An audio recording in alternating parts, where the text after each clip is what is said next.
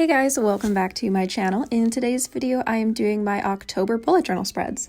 So as you can probably see, the theme for this month is characters / movies that Tim Burton was involved with. I did write it down when I was planning this so that I didn't mess it up. So the 3 movies I chose to focus on were Beetlejuice, Corpse Bride, and The Nightmare Before Christmas. So Tim Burton directed Beetlejuice, directed and produced Corpse Bride, and produced The Nightmare Before Christmas. So if that's wrong, blame Google, because that's where I found my sources from. So the quote was from Beetlejuice, same with the title page. I did the sand snake and then a quote from Lydia Dietz. And moving on to the calendar part, I chose to do the patterns of Sally's dress and Jack's suit from The Nightmare Before Christmas.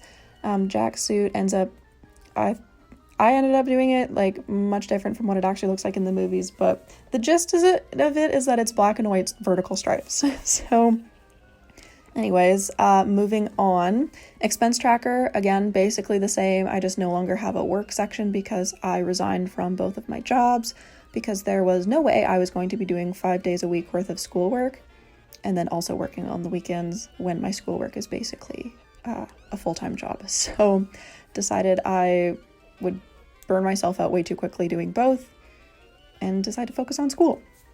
So for the mood tracker, I just have all of these different shaped pumpkins, and I'm going to track my mood by adding faces to turn them into jack-lanterns. For week 1 of the weekly spreads, I have some of the most iconic characters, in my opinion, from The Nightmare Before Christmas. On the left side of the page here, we've got Lock, Shock, and Barrel. Barrel being at the top, Shock in the middle, and then Lock at the very bottom. I had a hard time finding reference photos for these 3.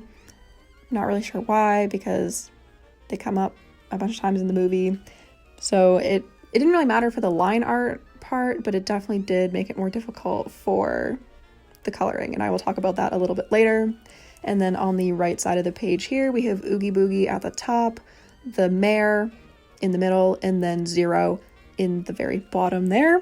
And I chose to draw the mayor with his smiling face, just because I didn't really want to draw the mad face, but I guess I could have. It didn't really matter to me. So that was just the first reference image that came up, so I picked that one.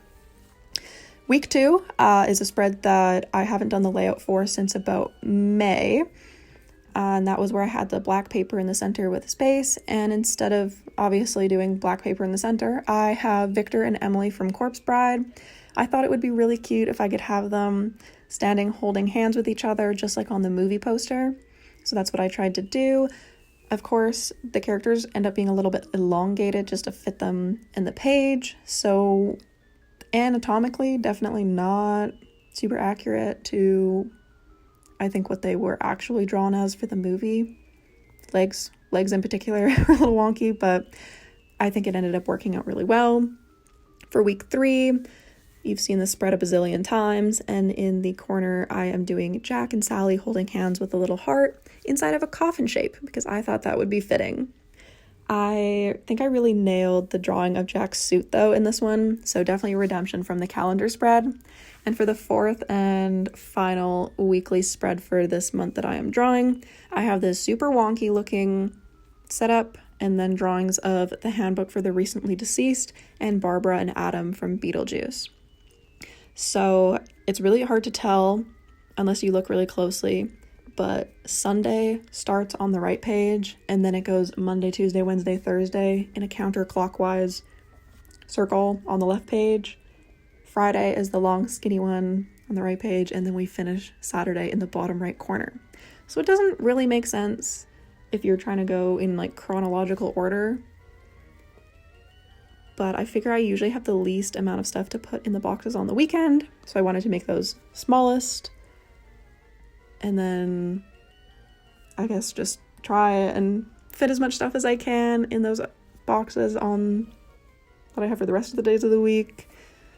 Fingers crossed I won't actually have that much stuff to put in them, but I don't know what my schedule will look like at the end of the month. I know I have a paper due at the beginning of November, so I may have screwed myself over with this one, but I really, really wanted to draw the book and Barbara and Adam, so I had to figure it out somehow, and that spread is what I came up with. The last thing I did for the line art was take pen and just add in all the tiny little numbers because I don't like them getting too thick. Otherwise, it gets really difficult to read, especially with like the numbers that have circles in them, like 6, 8, stuff like that, because then they just turn into blobs. So the overarching color for this month is gray, mostly because I associate gray with kind of like doom and gloom, and that's what I think of like Halloween in October. Doom and gloom is not a bad thing. I know lots of people think it is. I don't think that at all. So anyways, now we're moving on to the coloring. I started with black and just colored in all the stuff that I didn't want to color in with my line art, and then I moved on to Sally's dress. So I had to pick out a lot of different colors. I did so many swatches, and I had almost all my markers out to try and figure out the right colors. And I had a bunch of different reference photos up, and so that I could pick colors out of my collection that I thought would best match the colors on her dress. So again, real reference photos, like when you search up Sally's dress from The Nightmare Before Christmas, all it comes up with is pictures of costumes that you can get, which doesn't help because the costumes don't look like the actual movie character. So it was really difficult for me to find like a 360 view of what her dress actually looked like in the movie. And again, any like movie screenshots were blurry or the lighting was really odd. So I tried my best with the colors and reference photos that I had. Now back to the sand snake. The details were just in green, red, and yellow. So that was pretty easy to finish up there. Moving on to the pumpkins. So I picked 3 different orange colors.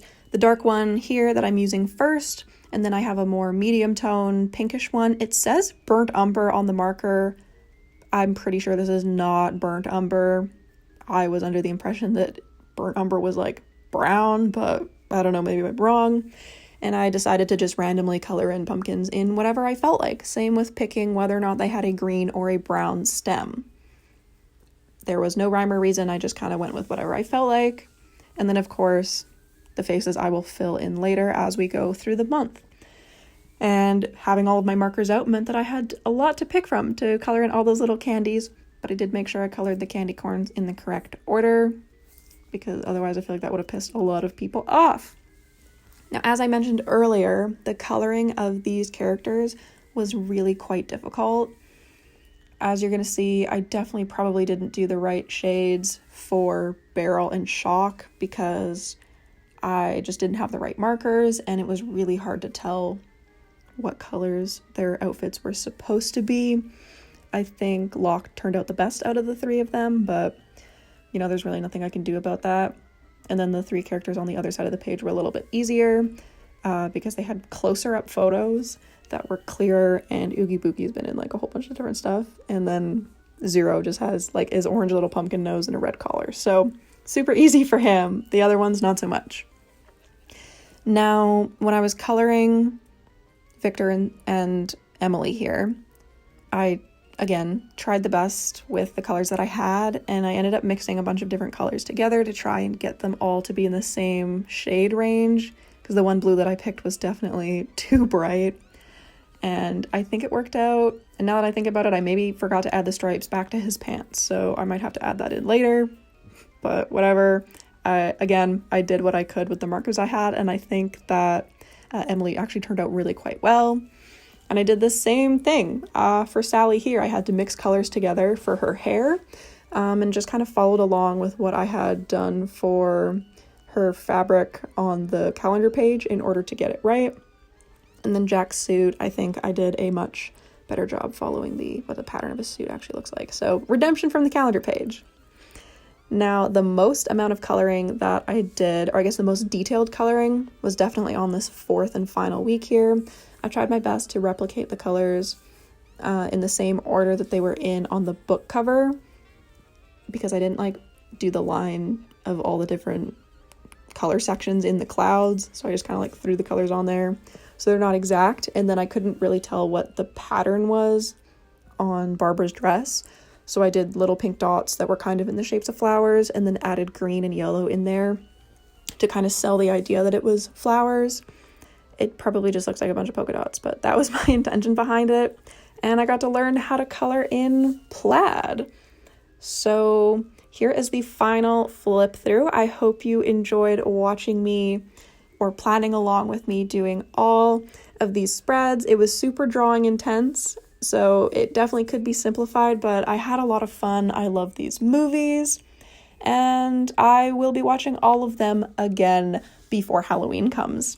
So if you like this video, make sure to leave a like, comment down below, subscribe to my channel. I post new videos every Monday afternoon, 3 p.m. Mountain Standard Time, and I will see you all next week.